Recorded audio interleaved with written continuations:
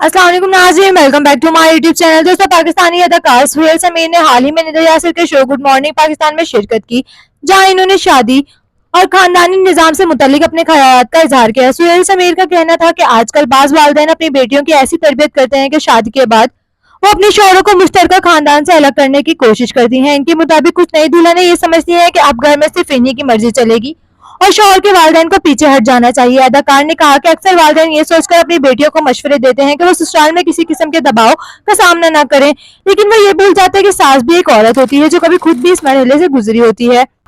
ताहम सुहेल समीर ने लड़कियों की कुर्बानी को भी सराहा। इनका कहना था कि एक लड़की अपने वालिदैन, घर और माहौल को छोड़कर एक नई जिंदगी शुरू करती है, जो बहुत बड़ी कुर्बानी है। इन्होंने मजीद कहा कि शौहरों को चाहिए कि वो अपनी बीवियों का भरपूर ख्याल रखे, क्योंकि एक बाप अपनी सबसे कीमती अमानत अपनी बेटी किसी और के हवाले करता है, इसलिए बीवी को इज्जत, मोहब्बत और एहतराम देना हर शौहर की जिम्मेदारी है। दोस्तों, आप सुहेल समीर के इन ख्यालात से कितने मुत्फिक हैं? अपनी राय कमेंट्स में जरूर शेयर करें। वीडियो पसंद आए तो लाइक करें, साथ ही चैनल को सब्सक्राइब करना ना भूलिएगा, ताकि हमारी आने वाली हर नई वीडियो और शोबिज़ से जुड़ी ताज़ा तरीन खबरें आप तक बर वक्त पहुंचती रहे। मिलते हैं अगली वीडियो में, तब तक के लिए अल्लाह हाफिज।